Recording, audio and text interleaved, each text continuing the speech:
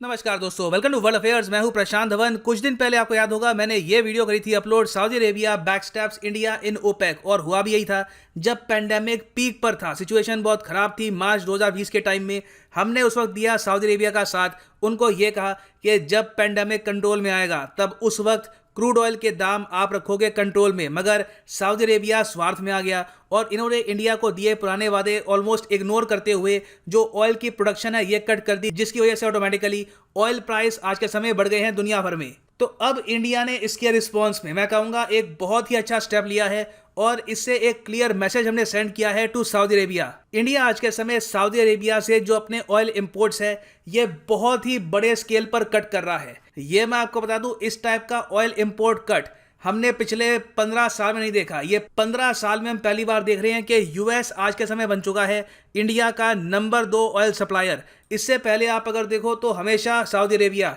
या तो नंबर 1 या तो नंबर 2 ऑयल सप्लायर था इंडिया का, मगर अब सऊदी अरेबिया खिसक के आ गया है रैंक 4 पर। और आप अगर देखो क्वांटिटी के हिसाब से तो सबसे ज्यादा तेल इंडिया को आज के समय बेच रहा है इराक, सेकंड नंबर पे है यूएस, थर्ड नंबर पे है नाइजीरिया। बताऊंगा आपको इस देश के बारे में। नाइजीरिया आज के समय एक बहुत ही इंपॉर्टेंट सोर्स है क्रूड ऑयल का इंडिया के लिए। और फोर्थ स्पॉट पे आ गया है the kingdom of Saudi Arabia. आखिरी बार सऊदी अरेबिया इस स्पॉट पे खिसका था 2006 में और उस वक्त मुझे याद है कि काफ़ी और इश्यूज थे। ग्लोबल इकोनॉमिक मेल्टडाउन का भी इशू था, इकोनॉमी क्रैश कर रही थी, तो वहां पे वो एंगल भी था। मगर कई दशकों के बाद इंडियन कंपनीज कैटेगोरिकली इग्नोर कर रही है सऊदी अरेबिया को और बहुत ही बड़े स्केल पर ऑयल परचेज कर रही है नाइजीरिया और यूएसए से। तो डिस्कस करते हैं इस टॉपिक को कि इसका क्या इंपैक्ट होगा इंडिया सऊदी अरेबिया रिलेशंस पर। बहुत कुछ आपको जानने को मिलेगा, lot to know, lot to discuss as always. But before we begin, एक क्वेश्चन यहाँ पे मैं आपसे पूछूंगा, बहुत ही सिंपल बेसिक क्वेश्चन है। मैं चाहूंगा आप सब लोग बिना गूगल किए इस क्वेश्चन को अटेम्प्ट करें। Let's see how many of you get it right. Question ये है कि नाइजीरिया की करेंसी क्या है, नायरा, फ्रैंक, दिन या फिर डॉलर। कमेंट सेक्शन में करो आंसर। सही आंसर मैं आपको दूंगा वीडियो के एंड में। और मैं आपको ये भी बता दूं कि आप किसी भी एग्जाम के लिए प्रिपेयर कर रहे हैं, चाहे UPSC, SSC, bank, IIT, any examination, unacademy.com पे जाओ या फिर अनअकैडमी की ऐप पर क्लिक करो एग्जाम पर और यहाँ पे गेट सब्सक्रिप्शन और यहाँ पे आप परचेज कर सकते हैं कोर्स। अगर आपका टारगेट है सीधा यूपीएससी प्रीलिम्स 2021 तो अभी भी आप 6 मंथ्स कोर्स परचेज कर सकते हैं। मगर जो प्राइस यहाँ पे लिखा है ऑब्वियसली ये पे मत कर देना। यूज करो यहाँ पर कोड PD10 और आपको मिलेगा सीधा 10% discount on all the courses. So use the code PD10 and save money.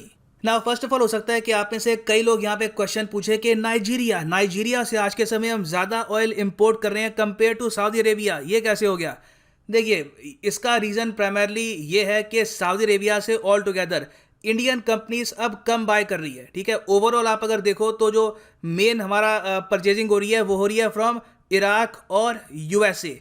और आप जान के हैरान होंगे नाइजीरिया के ऑयल रिजर्व्स को आप अगर कंपेयर करोगे सऊदी अरेबिया के साथ तो बहुत ही कम ऑयल है नाइजीरिया के पास। यहाँ पे आप अगर देखो ये ओपेक का डेटा है from the OPEC website. OPEC की ऑफकोर्स फुल फॉर्म है the Organization of Petroleum Exporting Countries. और यहाँ पर ये सब जो मेंबर कंट्रीज है ना, इसमें आप देखोगे नाइजीरिया की रैंक काफ़ी पीछे है। ओवरऑल ओपेक के पास जो टोटल ऑयल रिजर्व्स हैं उसमें आप अगर देखो तो सऊदी अरेबिया है रैंक 2 पे, नाइजीरिया की रैंक आती है 8th। और सऊदी अरेबिया के पास ओवरऑल 7 से लेकर 8 गुना ज्यादा क्रूड ऑयल है कंपेयर टू नाइजीरिया। और सऊदी अरेबिया में ओवरऑल 7 to 8 टाइम्स ज्यादा ऑयल है कंपेयर टू नाइजीरिया। मगर इससे आप ये भी समझ सकते हैं कि नाइजीरिया का आज के समय एक बहुत ही बड़ा एक्सपोर्ट पार्टनर है इंडिया। और ये सब देखो हम कर रहे हैं मजबूरी में। मजबूरी देखो यहाँ पर ये है ऑब्वियसली कि हम लोग नहीं चाहते कि सऊदी अरेबिया पे अभी के लिए हम रहे डिपेंडेंट, क्योंकि सऊदी अरेबिया ने जो हमको वादा दिया था कि ये लोग कच्चे तेल के दाम को रखेंगे कंट्रोल में, ये इन्होंने तोड़ा है। और इसलिए आज के समय हम लोग ट्रांसपोर्ट फीस एक्स्ट्रा पे कर रहे हैं, फिर भी हम परचेज कर रहे हैं अमेरिकन और नाइजीरियन ऑयल। क्योंकि आप सोच कर देखो, वर्ल्ड मैप आपके सामने है। आपको अगर मान लो कोई चीज़ इंपोर्ट करनी है फ्रॉम सऊदी अरेबिया और नाइजीरिया, ऑब्वियस सी बात है सऊदी अरेबिया से डिलीवरी पड़ेगी सस्ती, क्योंकि डिस्टेंस इंडिया और सऊदी अरेबिया का बहुत कम है compare to distance between India और नाइजीरिया। फिर यूएस में तो देखो ऑल टुगेदर पूरी दुनिया को पार करनी है। इंडिया यूएस का जो ट्रेड है एनर्जी का, प्राइमरली अगर हम बात करें नेचुरल गैस और क्रूड ऑयल का, उसमें सबसे बड़ी बाधा है डिस्टेंस। और इस टॉपिक पर बाय द वे काफी आर्टिकल्स भी पब्लिश हो चुके हैं। यहाँ पे आप देखोगे द हिंदू बिजनेसमैन का आर्टिकल है, price not distance will be the key for crude oil purchases from the US.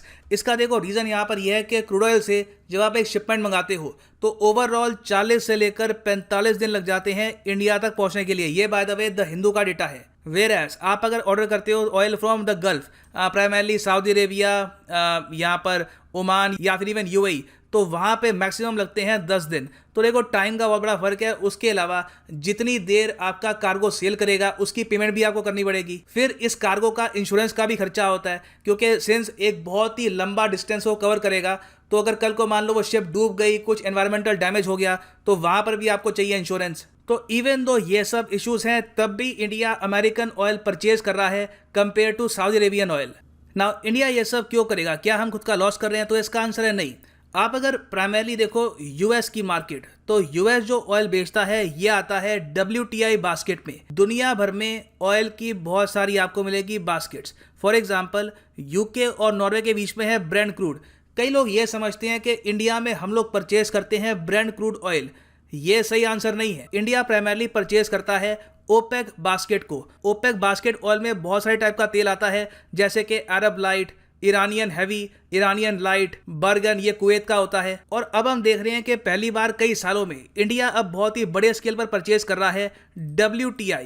WTI की फुल फॉर्म क्या है? इसकी फुल फॉर्म है वेस्टर्न टेक्सास इंटरमीडिएट। तो इंडिया आज के समय WTI क्रूड ऑयल भी परचेज कर रहा है, ओपेक का भी परचेज कर रहा है। मगर आप अगर प्राइस में डिफरेंस देखोगे ना, तो WTI का जो क्रूड ऑयल है आज के समय ये मिल रहा है $64 के आसपास का, वेयर जो ओपेक प्राइस बास्केट है ये है अराउंड $66-67 के आसपास। हमेशा आपको दिखेगा कि जो ओपेक बास्केट प्राइस है ये बिकती है प्रीमियम पर कंपेयर टू WTI। इसके रीज़न क्या है? देखो कई देश हैं वहाँ पर उनके पास उतनी स्ट्रॉन्ग रिफाइनरीज होती नहीं है जितनी इंडिया के पास है। WTI ऑयल ऐसा नहीं है कि ये खराब है फ्रॉम ओपेक ऑयल, ये थोड़ा सा डिफरेंट है। ये ज़्यादातर शेल ऑयल होता है, तो इसको अलग तरीके से रिफाइन करना होता है। वो हम इंडिया में कर लेते हैं, मगर कई कंट्रीज कर नहीं पाती, तो डिमांड का यहाँ पे इशू रहता है। इसलिए WTI ऑयल आपको हमेशा सस्ता मिलेगा कंपेयर टू ओपेक बास्केट। और जो ब्रेंट क्रूड है उससे भी ये काफ़ी सस्ता है। तो इवन दो हम यहाँ पर ट्रांसपोर्टेशन के लिए थोड़ा सा एक्स्ट्रा पे कर रहे हैं, मगर सिंस ओवरऑल पर बैरल ये तेल हमको सस्ता पड़ रहा है, तो इसलिए इंडिया आज के समय बहुत ही बड़े स्केल पर परचेज कर रहा है फ्रॉम यूएस। दूसरी यहाँ पर बात ये आती है, इंडिया और यूएस एक दूसरे के जो स्ट्रैटेजिक इंटरेस्ट हैं इनको प्रॉपर्ली समझते हैं और एक बार वादा करके पॉलिसी शिफ्ट नहीं करते। जियो पॉलिटिक्स में देखो हर कंट्री का जो वर्ड है, जो वो कंट्री वादा करती है, जो उस कंट्री ने बोला है, वो बहुत मैटर करता है। सऊदी अरेबिया लिटरली एक चीज़ बोलकर मुकर गया है। इससे इन द फ्यूचर भी आप देखोगे कि इंडिया बहुत ही सोच समझकर कोई लॉन्ग टर्म इकोनॉमिक डिसीजन लेगा रिगार्डिंग सऊदी अरेबिया। तो सिंस यूएस के साथ हम बहुत अलाइंड है, क्वाड में मिलकर हम काम कर रहे हैं, उसके अलावा कॉम कासा, लेमुआ, बेका, वेरियस एग्रीमेंट साइन हो चुके हैं, तो अब ऑब्वियस है कि क्यों ना हम बहुत ही बड़े एक परचेजर बने यूएस ऑयल के। इससे क्या हुआ कि यूएस के लिए भी इंडिया बनेगा एक बहुत ही इंपॉर्टेंट कंट्री, क्योंकि इंडिया होगा एक huge consumer of US energy. और इंडिया का टारगेट ये है कि 2030 तक अभी के लिए जो हमारी रिफाइनिंग कैपेसिटी है इसको करेंगे हम डबल। तो इंडिया में बनेगी बहुत सारी रिफाइनरीज, यूएस से कच्चा तेल हम यहाँ पर लेके आएंगे और उसके बाद हम इसको सेल कर सकते हैं साउथ एशिया, आसियान कंट्रीज और इवन कुछ हद तक मैं कहूँगा ईस्टर्न अफ्रीका में, वेस्टर्न नहीं ईस्टर्न अफ्रीका में। नाउ फाइनल पॉइंट यहाँ पे मैं ये भी ऐड कर दूं कि जो यहाँ पे सऊदी अरेबिया और इंडिया का इशू है रिगार्डिंग ऑयल, इससे ऐसा नहीं है कि लॉन्ग टर्म जो हमारे स्ट्रेटेजिक गोल्स हैं इस पर कोई इंपैक्ट आएगा। दोनों कंट्रीज के रिलेशंस आज भी काफ़ी स्ट्रांग है। हाँ, ट्रेड को लेकर इश्यूज आते हैं, ये ट्रेड बेस्ड इशू है। यूएस के साथ भी आप अगर देखो तो वैसे हम लोग बात करते हैं फ्रेंडशिप की, क्वाड की, मगर वर्ल्ड ट्रेड ऑर्गेनाइजेशन में WTO में काफ़ी बार इंडिया और चाइना इकट्ठा खड़े हो जाते हैं और यूएस और यूरोप होते हैं इनके अगेंस्ट। तो ये है एक ट्रेड रिलेटेड इशू। इंडिया ने इसका सोल्यूशन निकाल लिया है कि सऊदी अरेबिया पर डिपेंडेंट मत रहो, ऑयल परचेज करो फ्रॉम यूएस, हाँ इनसे भी परचेज करो मगर काफ़ी कम। सो ओवरऑल मैं कहूँगा एक बहुत ही अच्छा जियोपॉलिटिकल स्टेप है by India after Saudi Arabia's back step. ना वापस आते हैं अपने क्वेश्चन पे कि नाइजीरिया की करेंसी क्या है। ये है यहाँ पे आपकी ऑप्शंस और सही उत्तर यहाँ पे है ऑप्शन डी गलत है यहाँ पर। Option A naira is the right answer. और नाइजीरिया की जो करेंसी है ये काफ़ी हद तक डिवैल्यूड भी है। आपके पास है अगर 100 इंडियन रुपीज़ तो इसके बदले में आपको मिल सकते हैं अराउंड 525 नाइजीरियन नायरा। सो ये है end of this video. Thank you for listening and as always God bless you all.